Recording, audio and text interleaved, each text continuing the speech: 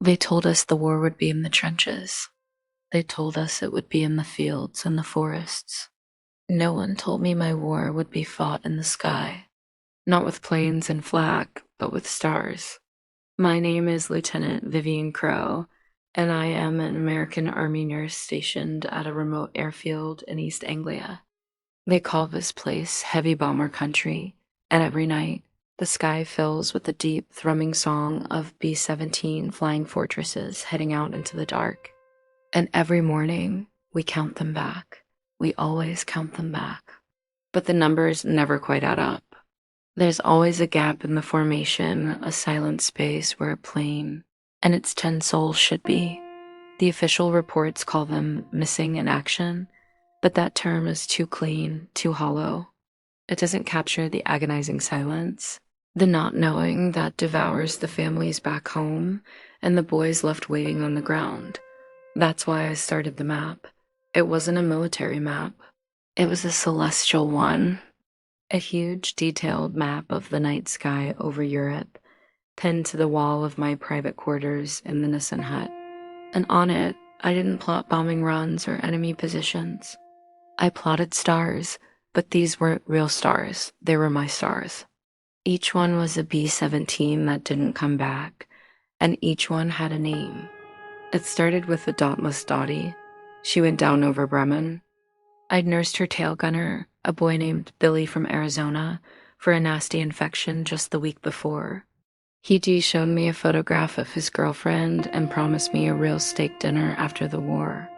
When the Dottie didn't return, the silence she left behind was a physical weight.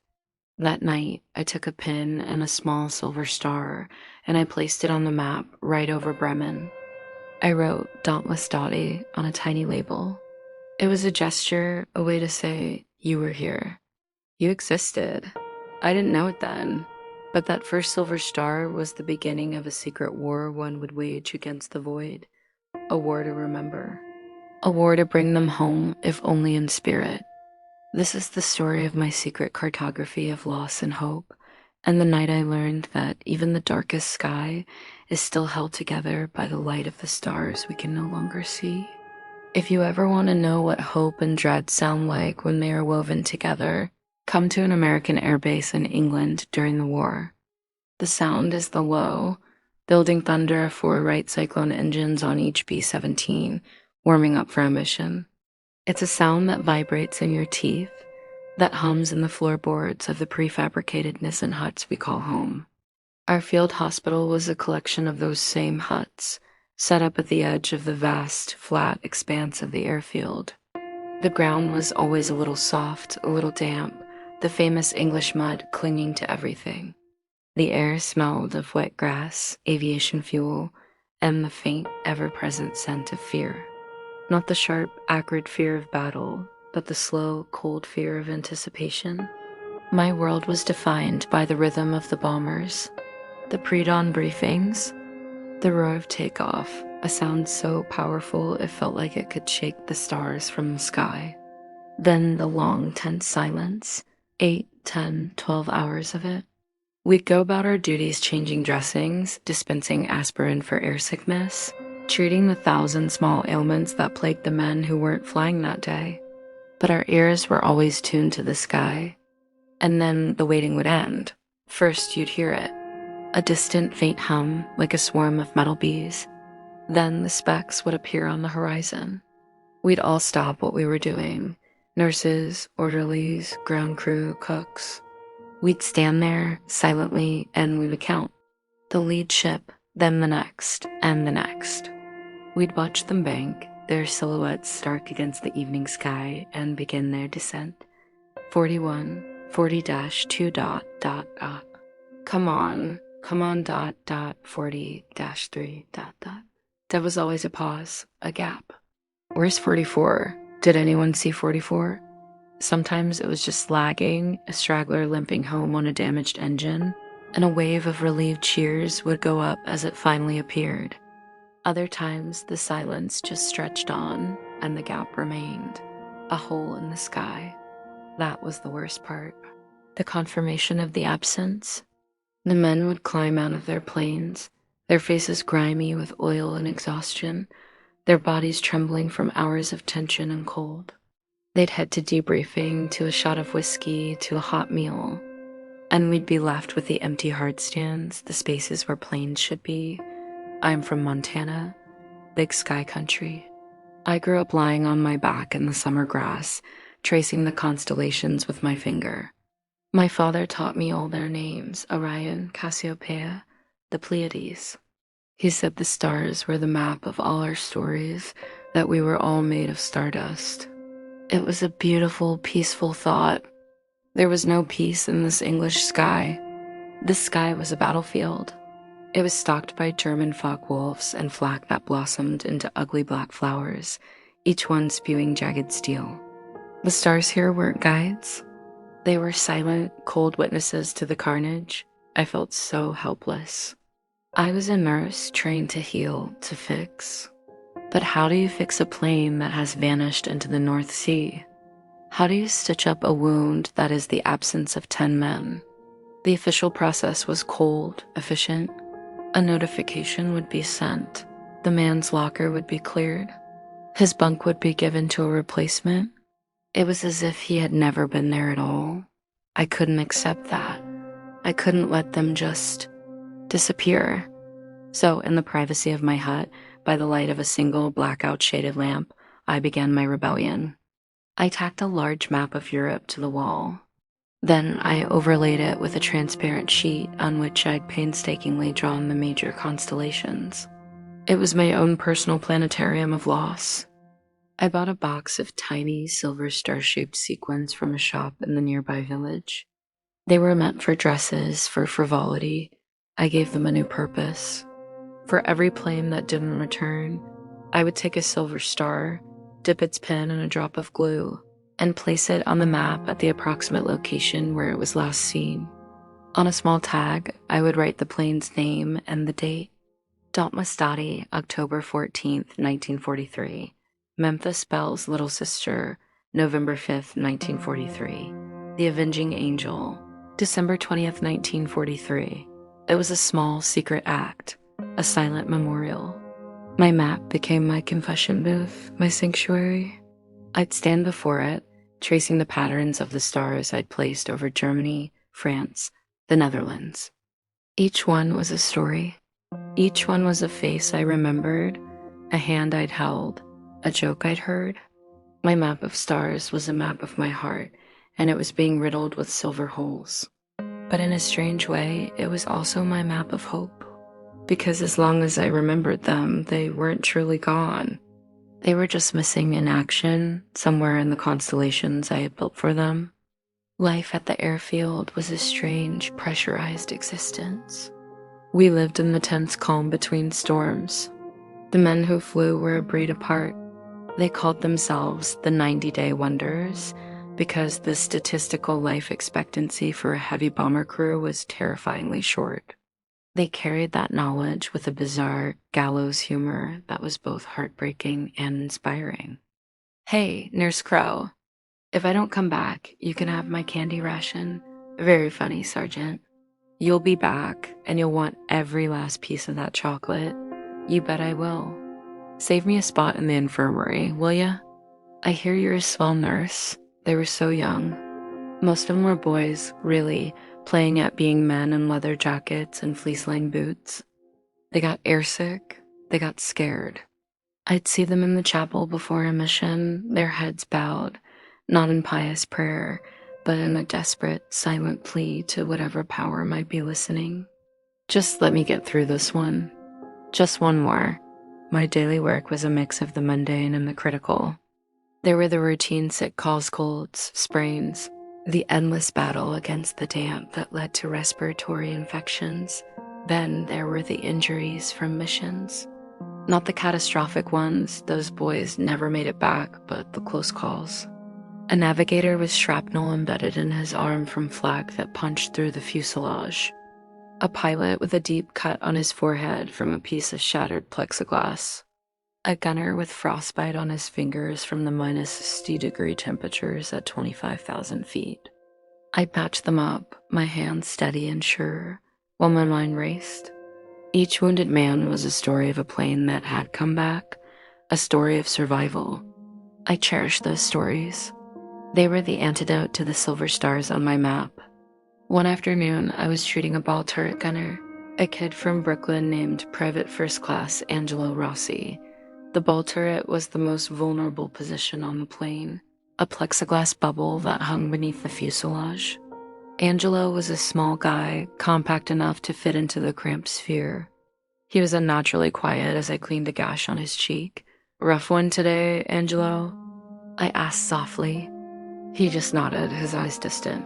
"Yeah, rough one." Flak was thick, like flying through a black blizzard. He winced as I applied antiseptic.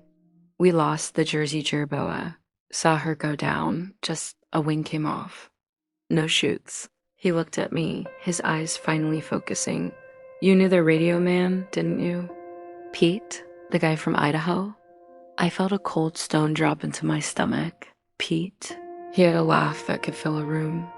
He'd promised to teach me how to two-step. "Yes," I said, my voice barely a whisper. "I knew Pete." Angelo looked down at his hands. "It ain't right. They're just gone. Poof. Like they never were." His words echoed in my head long after he left, like they never were. That was the void I was fighting with my map. That night, after my shift, I went to my hut. I took a fresh silver star. I found the approximate location over the Ruhr Valley where the Jersey Jerboa had fallen. I pressed the pin into the map. Jersey Jerboa, January 18th, 1944. Pete was now a star in my secret sky. The secret of my map was a heavy burden, but it was mine alone to carry. Until one evening, I was caught. I had just placed a new star for a B-17 called Wabash Cannonball when I heard a soft cough behind me. I spun around, my heart leaping into my throat. Standing in the doorway of my hut was Captain James Thorne, the lead pilot of the Flying Fortress, known as the Grim Reaper. He was one of the old men, a 25-year-old with the eyes of someone who had seen too much. He was handsome in a worn, weary way, and he commanded a quiet respect from everyone on the base. He wasn't supposed to be here. Officers didn't just wander into the nurses' quarters. "Captain," I stammered, quickly trying to block the map with my body. "Can I help you?" His eyes, a piercing blue, went past me to the wall. He didn't say anything for a long moment. He just looked at the map, at the scattering of silver stars over Europe. I was looking for Nurse Higgins," he said, his voice low and gravelly. "She has my—" "Never mind." He took a step closer, his gaze fixed on the map. "What is this, Lieutenant?" My mind raced with lies. A navigation project? A hobby? But the truth was written all over my face and in the carefully labeled stars. It's a memorial, sir," I finally said, my voice trembling. "For the planes that don't come back." He walked right up to the map, so close I could smell the faint scent of leather and cold air that always clung to his flight jacket. He reached out a finger and gently touched one of the stars. "The lucky lady," he read softly. "My friend Jack was her co-pilot." He moved his finger. "Yankee Doodle? Flew with them on my first 3 missions." He turned to look at me, and I saw no anger in his eyes, only a deep, profound sadness. "You knew them all?" "Not all," I whispered. "But I knew some, and I know they mattered. I can't let them just disappear." He was silent again, studying the map. "You've got the Dauntless Dottie in the wrong place," he said quietly. "She was hit by flak here." He pointed to a spot about 50 miles west of my star, and she tried to make it to the coast. They crashed near a little Dutch village called Volendam. Some of the crew survived, I heard, became posts. I was stunned. This wasn't just a map of loss to him. It was a map of his life, his war. He knew these stories. I hesitated. "Can you show me the right places?" He looked at me for a long moment, then nodded. "Yeah," he said. "I can show you." And that was how Captain James Thorne became the sole co-conspirator in my secret war. He started visiting my hut in the evenings after debriefings. He would stand before the map, and with a quiet, steady voice, he would correct my cartography. Memphis Belle's little sister didn't go down over the target. She was jumped by fighters on the way back. Right here, over the channel. 2 shoots, I saw them myself. The Avenging Angel, that was a rough one. Lost 2 engines over France. Pilot tried to make for Switzerland. Last I saw, she was going down in the Alps near here. He didn't just give me locations. He gave me fragments of story, shards of memory that made the silver stars burn a little brighter. He was helping me build a more accurate sky. A truer memorial. We never spoke of it outside my hut. In the mess hall on the airfield, we were Captain Thorne and Lieutenant Crow. Professional, distant. But in the quiet sanctuary of my Nissen hut, we were 2 cartographers, charting the geography of loss, drawing a map of the war that the generals would never see. A map not of strategy, but of souls. And with every star we placed together, I felt the weight on my heart shift. It was still heavy, but I was no longer carrying it alone. With James's help, my map transformed. It was no longer just a record of absence. It became a living, breathing document. He brought me details that turned the silver stars into full constellations of memory. He told me about the pilot of the Jolly Green Giant who insisted on wearing a lucky green scarf, even though it clashed horribly with his uniform. He described the bombardier of fickle finger of fate who could recite Shakespeare from memory during the long, cold flight to the target. He knew which crews had gotten married just before shipping out, which ones had new babies they'd never seen. I started adding small, coded details to the tags. A tiny green thread on the star for the Jolly Green Giant, a miniature quill pen drawn next to fickle finger of fate. It was risky, but it felt necessary. These men were not just names. They were personalities, lives filled with love and quirks and dreams. My relationship with James deepened in that quiet space. It wasn't a dramatic romance. There were no grand declarations. It was a meeting of minds and hearts in a landscape of shared grief and quiet defiance. We'd sit on my small cot, a cup of tea between us, and just talk. He told me about his family in Oregon, about the timber business he was supposed to take over. I told him about the vast, silent plains of Montana and my father who taught me the stars. After this is over, he said one evening, his gaze fixed on the map, I'm going to take you to the Oregon coast. The stars there, you can see the whole Milky Way like a river of diamond dust, no flak, no engines. Just silence and the stars. It was the closest he ever came to talking about a future. In a world where tomorrow was a luxury, it felt like a promise etched in starlight. But the war had a way of shattering promises. The missions got tougher, the losses mounted. The silver stars on my map began to cluster over specific targets: Berlin, Schweinfurt, Regensburg. The map was becoming crowded, the real constellations on my transparent overlay almost obscured by the man-made ones of loss. The pressure on the men was immense. You could see the strain in their faces, in the way they jumped at sudden noises, in the hollow look in their eyes. They were running out of luck, and they knew it. One particularly brutal mission to a ball-bearing factory in Brunswick had decimated the group. We lost 6 planes, 60 men. That evening, James came to my hut. He didn't speak. He just stood before the map, his shoulders slumped, his face a mask of exhaustion and despair. I handed him 6 silver stars. One by one, he placed them on the map. His hand was shaking. I knew the pilot of the Wild Hare, he said, his voice raw. He was from my hometown. We joined up together. He pressed the final star into the map over Brunswick. His wife just had a baby girl. He got the telegram yesterday. The injustice of it was a physical pain. I put my hand on his arm. James, he turned and looked at me, and the raw pain in his eyes was almost too much to bear. What are we doing, Vivian? What is this for? We're just marking their graves on a wall. It doesn't bring them back. It doesn't change anything.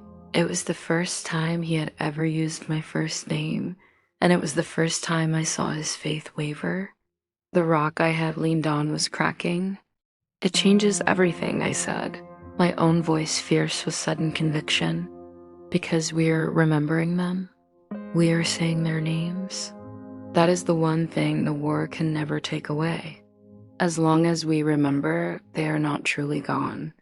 They are just missing from our sky. But they are still shining somewhere." He looked at me for a long time, and then he pulled me into a tight, desperate embrace.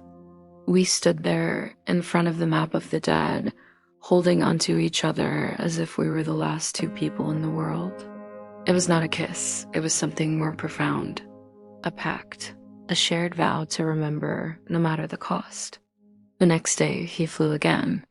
I stood with the other ground crew and watched the Grim Reaper taxi down the runway and lift into the gray English sky.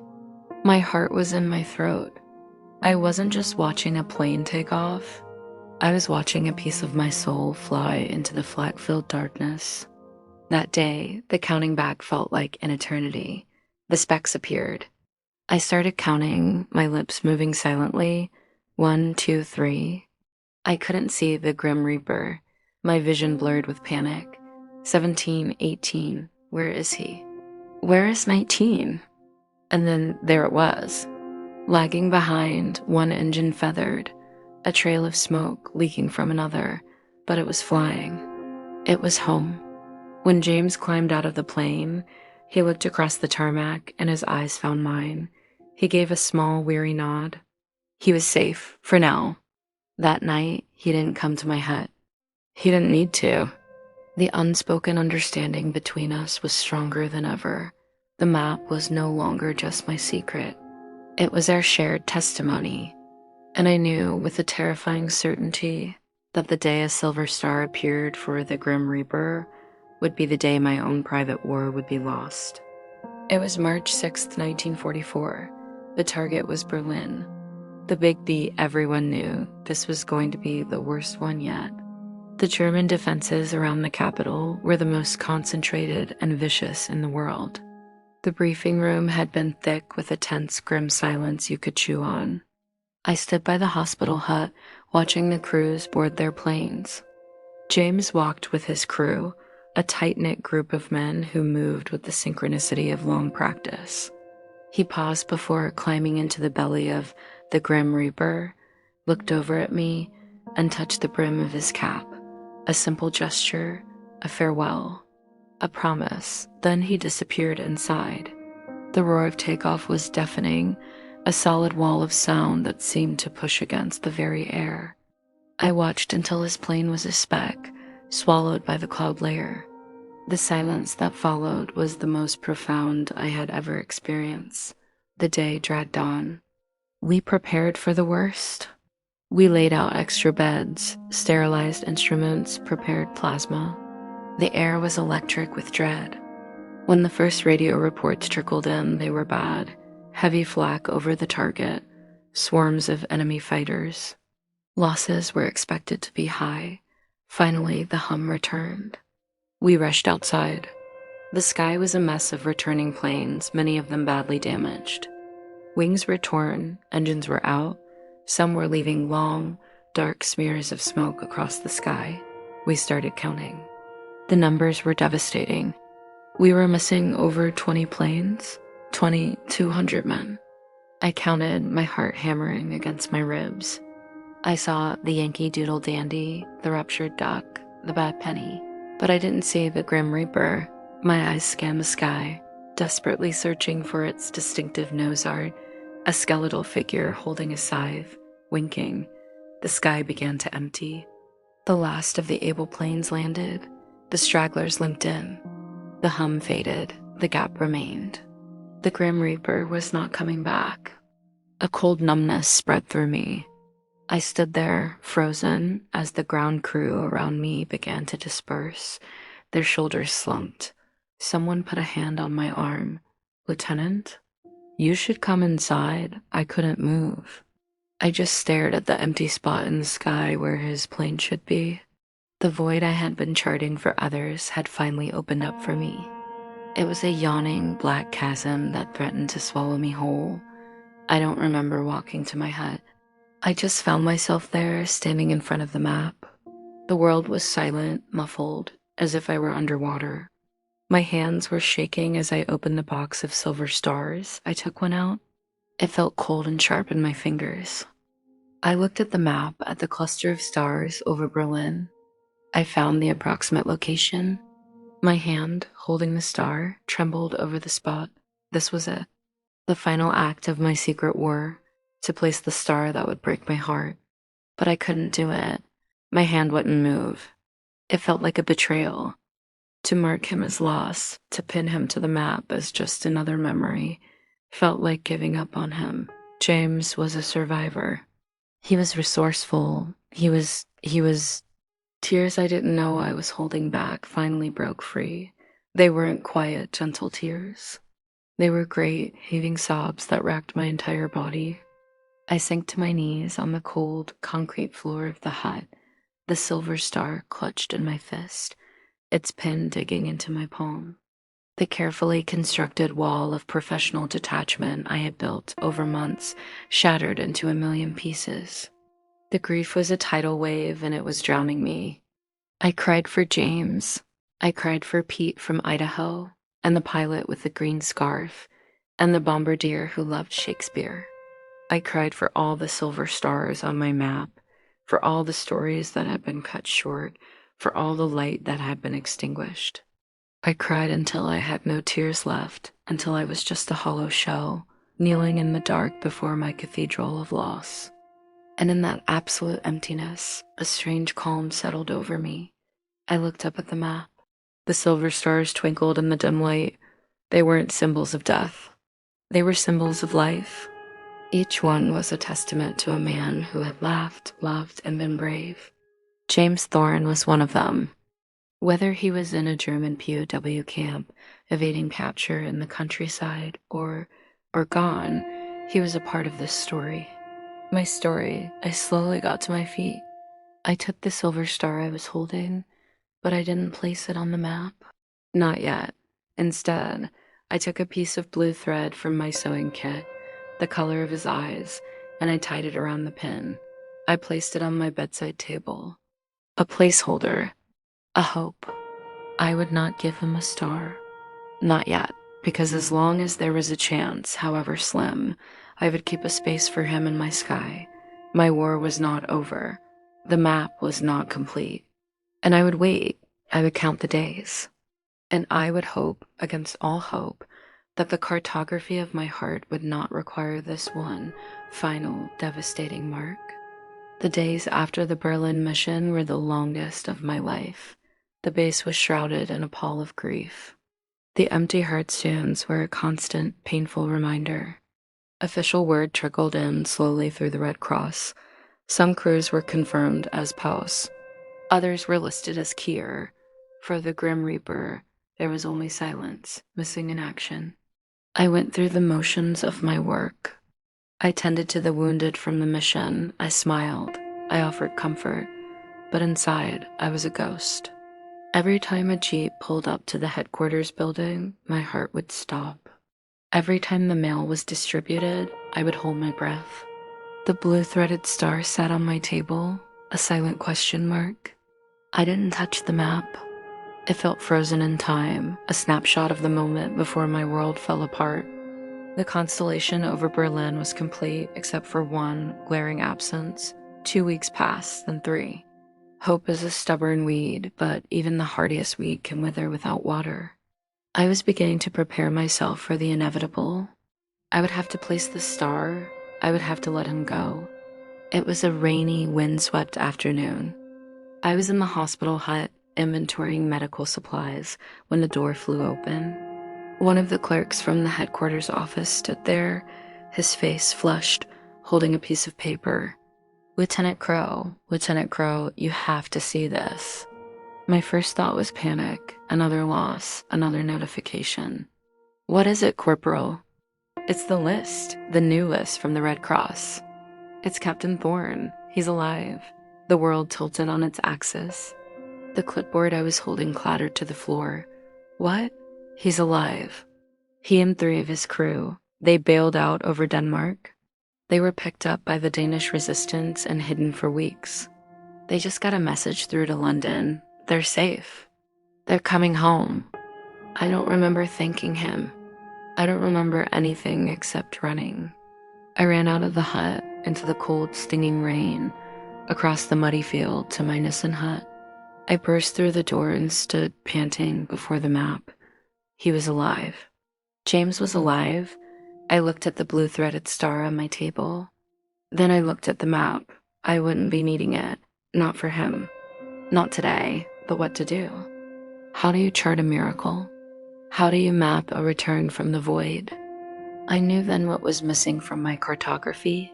I had mapped the losses, but I had never mapped the survivals. The stories that didn't end with a silver star. The hopes that were answered. I found a small box of gold star sequins I had bought on a whim, thinking they were too gaudy for my somber purpose. Now they were perfect. I took a single gold star. I went to the map, to the spot over Denmark where he had landed, and I placed the gold star right there, a bright, brilliant point of light amidst the silver. It wasn't a star of loss. It was a star of deliverance, a star of hope fulfilled. I wrote on a tiny tag, "The Grim Reaper returned," and I drew a small, golden line from the star, tracing an imaginary path back to our airfield in England. When James finally returned to the base weeks later, thinner, paler, but with that same steady light in his eyes, the first place he came was my hut. He didn't say a word. He just walked to the map and saw the gold star. He reached out and touched it, his fingers lingering on the small golden pin. Then he turned to me and smiled. It was the first real, unburdened smile I had ever seen on his face. "You kept the faith," he said softly. "I kept the map," I replied. The war wasn't over. There were more missions, more losses. My collection of silver stars continued to grow. But now they were joined by a few more gold ones. A navigator who evaded capture for months in France. A ball turret gunner who was fished out of the channel by a British rescue boat. Each gold star was a counterpoint to the silver, a reminder that sometimes, against all odds, the sky gives back what it takes. When the war in Europe finally ended, the roaring of the engines ceased for good. The silence was both beautiful and strange. My secret work was done. I carefully took down the map. I folded it with the silver and gold stars still in place, a permanent record of the sky as I had known it. James and I were married in a small church in the English countryside. When we sailed back to America, the map of stars was one of the few things I brought with me. We settled in Oregon just as he had promised. On clear nights, we sit on the porch of our house and look up at the real stars, undimmed by war. The Milky Way is indeed a river of diamond dust. Sometimes I unfold the map. The paper is fragile now, the colors faded, but the silver and gold stars still catch the light. I run my fingers over them, and I can still hear the thunder of the engines, feel the tension of the weight, see the faces of the boys who flew into the dark. They are not missing. They are not gone.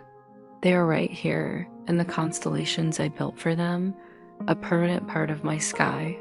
My map was never a map of death. It was always a map of memory, a testament to the fact that even the longest night is followed by dawn, and that the most beautiful skies are often the ones that have weathered the worst storms. And I learned that the human heart is the greatest cartographer of all, capable of mapping even the most profound loss, and always finding, a way to include a little bit of gold